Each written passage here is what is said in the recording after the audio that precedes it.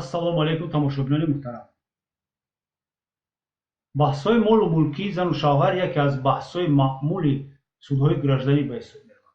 барои ҳамин мо зарур донистем, ки дар бораи муқаррароти қонун оид ба ҳуқуқи молу мулкии зану шавҳар маълумоте ба шумо пешниҳод намоем. моликияти зану шавҳар метавонад ду намуд бошад: моликияти муштарак ва моликияти ҳар кадоми алоҳидаи онҳо. моликияти муштарак чист? молу мулке ки зану шавҳар дар давраи заношӯӣ ҷамъ карданд, моликияти муштараки онҳо ҳисобида мешавад. бояд қатъ кард, ки дар давраи заношӯӣ дар назди қонун аз лаҳзаи ба қайд гирифтани муносибатҳои оилавӣ дар назди мақомоти сабти асноди ҳолати шаҳрвандӣ моликияти муштарак ҳисобида мешавад. молу мулке ки дар натиҷаи ҳамзистии байни зану шавҳар бе қайди давлатӣ ҷамъ оварда шудааст, ин аллакай моликияти муштарак ҳисобида намешавад. моликияти муштарак гуфта қонун он даромадҳоеро, ки зан ё шавҳар дар натиҷаи фаъолияти меҳнатӣ, соҳибкорӣ, зеҳнӣ ба даст овардан, нафақа, ёрдампулӣ, дигар пардохтҳои пулии гирифтаашонро, ашёи харидаашон, қоғозҳои қиматнок, саҳмияҳо ва дигар гуна амволи манқул ва ғайриманқулро, ки дар давраи заношӯӣ ба даст оварданд, сарфи назар ки ба номи кадоме аз онҳо тааллуқ дорад номнавис карда шудааст, ба назар мегирад. агар яке аз ҳамсарон дар давраи заношӯӣ хоҷагиро пеш мебурд, фарзандонро нигоҳ мекард ё ки бо ягон сабабҳои узрнок даромади мустақилона надошт, ба он низ ҳуқуқ ба молу мулки муштарак тааллуқ дорад.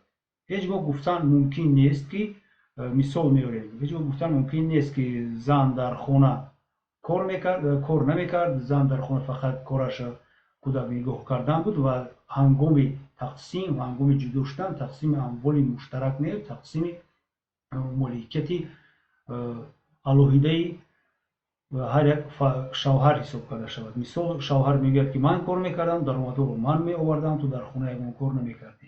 дар ин маврид қонунгузор муқаррар кардааст, ки агар ҳамсар дар давраи заношӯӣ фарзанд нигоҳубин мекард, хоҷагиро пеш мебурд ё ки бо ягон сабабҳои узрнок даромади мустақилона надошт, моликияте ки дар давраи заношӯӣ ҳар дуи ин нафар ҷамъ оварданд, моликияти муштараки онҳо ҳисобида мешавад. ҳуқуқи соҳибӣ истифода ба ихтиёрӣ кардани молу мулке ки дар натиҷаи ҳамзистии моликияти муштараки зану шавҳар мебошад, танҳо бояд бо розигии мутақобилаи онҳо сурат гирад. яъне ки ягон амволе ки моликияти муштараки зану шавҳар ҳисобида мешавад, бе розигии ҳар дуи тарафҳо набояд фурӯхта, ҳадия, иваз ё ки ба гарав монда шавад. чхеле қонунгузор низ ҳам мегӯяд, ҳангоми аз ҷониби зан ё шавҳар анҷом додани муомилот вобаста ба ихтиёрдории молу мулки умумӣ, чхеле пештар гуфтам, фурӯхтани мисол хона, ҳадия кардани хона, ба гарав мондани хона ва ғайра, бояд чунин тасаввурот карда шавад, ки ӯ бо розигии ҳамсари худ амал мекунад. вале агар яке аз ҳамсарон оиди ин муомилот розӣ набошад, метавонад ба суд оиди ғайриқонунӣ эътироф кардани ҳамин муомилот муроҷиат кунад. суд бошад, мумкин аст ки муомилоти гузаштаро қисман ғайриқонунӣ эътироф кунад ва он ҳам бо шарти собит гардидани он, ки тарафи дигар, яъне тарафи мисол мегирем харидор, аз ин муомилот огоҳ буд ё пешакӣ бояд норозӣ будани тарафи дигарро, яке аз ҳамсаронро барои анҷом додани чунин муомилот медонед. барои ба анҷом додани муомилот вобаста ба ихтиёрдорӣ кардани молу мулки ғайриманқул, хона, корхона, қоғозҳои қиматнок, мисол автомошина ва муомилоте ки тасдиқ ё қайди нотариалиро талаб мекунад, бояд ҳатман розигии пешакии яке аз ҳамсарон дода шуда бошад. ҳамсаре ки ризояти дар идораи нотариалии давлатӣ тасдиқшудаи худро барои иҷрои аҳд надодааст, ҳуқуқ дорад дар қисмати молу мулки ба худаш тааллуқ дошта дар суд талаби бекор кардани аҳдро кунад. ҳамчунин ӯ ҳуқуқ дорад, ки дар давраи то 3 сол аз рӯзи огоҳ шудани аз чунин муомилот ба андозаи ҳиссаи ки ба худаш тааллуқ дорад аз шавҳараш ё ки аз фурӯшанда ҳаққи худро талаб кунад.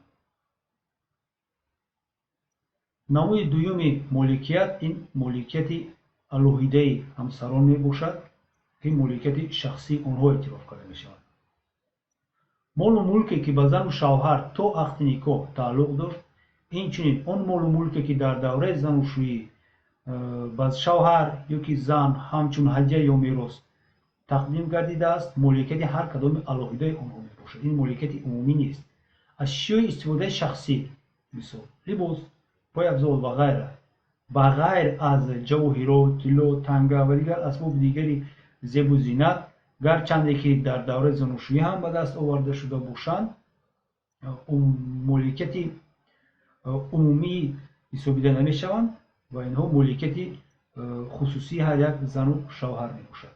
суд метавонад молу мулкеро ки ҳар кадоме аз зану шавҳар ҳангоми ҷудо зиндагӣ карданашон ҷамъ оварданд, дар сурати воқеан қатъ гардидани ақди никоҳашон моликияти ҳар кадоми онҳо эътироф кунанд. чунин ҳолатҳо мешаванд ки дар муносибатҳои оилавӣ як ҷудоӣ пайдо мешавад ва шахсоне ки расман дар қайди ақди никоҳ ҳастанд муддати тӯлонӣ солҳо бо ҳам зиндагӣ намекунанд, дорои ягон моликияти дигар мешаванд ва дар ин маврид ҳангоме ки воқеан аллакай оила вуҷуд надорад ва фақат расмӣ ҳаст, суд метавонад бо исбот кардани ҳамин ҳолат қисмати он моликияте ки пайдо шудааст баъд аз воқеан бекор шудани ақди никоҳи онҳо, моликияти муштарак нею моликияти умумии ҳар як зан ё шавҳар эътироф кунад. агар муқаррар гардад ки дар давоми занушӯӣ аз ҳисоби молу мулкии умумии зан ё шавҳар ё молу мулки умумии худи шахсии зан ё шавҳар ё меҳнати ӯ саҳме гузошта шудааст ки дар натиҷаи он арзиши молу мулки ба ҳар як кадоми зану шавҳар алоҳида тааллуқ дошта хеле афзудааст, мумкин аст ки ба воситаи суд ин моликият аз моликияти шахсӣ ба моликияти умумии зану шавҳар мубаддал гардад. ин дар мавриде мешавад ки агар мисол таъмири асосии хона гузаронида шавад аз моликияти шахсии яке аз ҳамсарон, аз навсозии куллӣ анҷом дода шавад, аз навҷиҳозонӣ анҷом дода шавад ки тамоман арзиши пештараи он мавқеъро дигар мекунад ё ки куллан намуди онро дигар мекунад. дар ин маврид метавонад ки бо қарори суд ин моликияти шахсӣ ба моликияти муштарак табдил дода шавад ва тақсими баробари он бояд ба анҷом дода шавад. тақсими молу мулке ки моликияти муштараки зану шавҳар мебошанд, чӣ дар давраи занушӯӣ ва чӣ баъди талоқ бо талаби ҳар кадоме аз онҳо, инчунин дар ҳолати аз ҷониби қарздиҳандаҳо талаб кардани тақсими моликияти умумии зану шавҳар барои ситонидани маблағи қарзи додашуда аз саҳми зан ё шавҳар дар моликияти умумӣ метавонад сурат гирад. дар сурати тақсими молу мулки умумии зану шавҳар дар давраи занушӯӣ, он қисми молу мулки умумие ки тақсим нашуда буд, инчунин молу мулке ки зану шавҳар дар давраи ақди никоҳ ҷамъ карданд, моликияти умумии онҳоро ташкил медиҳад. молу мулки умумии зану шавҳар метавонад бо созишнома байни худ тақсим карда шавад.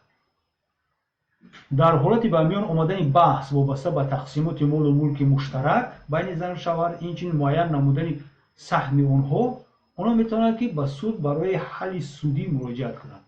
зану шавҳар низ ҳуқуқ доранд ки тақсими пасандозҳо, саҳмия, ҳисса ва дигар самҳое ки дар бонкҳо доранд, дар ягон муассисаҳои тиҷоратӣ доранд, талаб кунанд, агар ба шарте ки ин моликияти муштараки онҳо бошад. пасандозе ки зану шавҳар аз ҳисоби молу мулки умумияшон ба номи ягон фарзанди ноболиғи худ гузоштанд, аллакай молу мулки умумӣ ё ки молу мулки шахсӣ зан ё шавҳар ҳисобида намешавад. ин моли шахсӣ фарзанди ноболиғи онҳо ҳисобида шуда тақсим карда намешавад.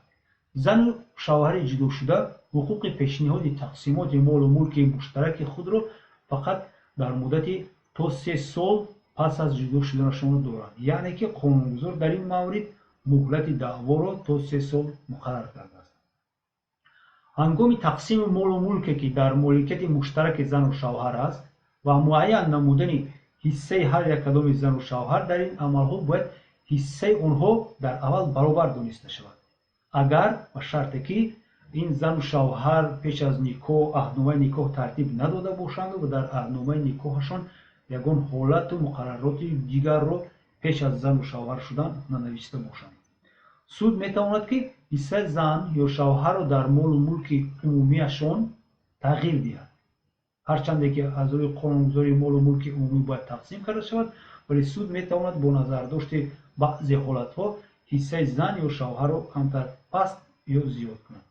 ин бо назардошти манфиатҳои фарзандони ноболиғ аст. инчунин фарзандони болиғе ки мисол корношоя мебошанд, касал ҳастанд, эҳтиёҷманд ҳастанд ё ки манфиати қобили таваҷҷӯҳи зан ё ки худи шавҳар метавонад ки зиёд ё кам карда шавад.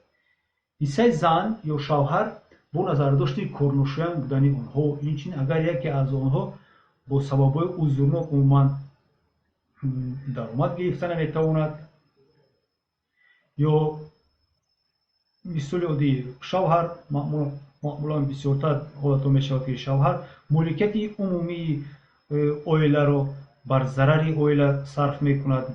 шавҳари нақшаманд, шаҳвари арафнӯш, дар ин маврид суд метавонад ки ҳиссаи онҳоро ҳангоми тақсими моликияти муштарак камтар кунад ё ин ки зиёд кунад. ҳангоми тақсимоти молу мулки умумии зану шавҳар суд бояд ба як чизи дигар низ аҳамият диҳад. суд метавонад ки ҳиссаи яке аз ҳамсаронро ки фарзанди ноболиғ бо ӯ зиндагӣ мекунад метавонад бо назардошти манфиатҳои кӯдаки ноболиғ зиёд кунад. ашёе ки махсус мисол барои эҳтиёҷҳои фарзанди ноболиғ харида шудааст аз қабили либос, пойафзол, лавозимоти мактабӣ, ягон асбобҳои мусиқӣ, асбобҳои варзишӣ ва ғайра дар ихтиёри зан ё шавҳаре бояд монад ки фарзанди ноболиғ бо онҳо мемонад.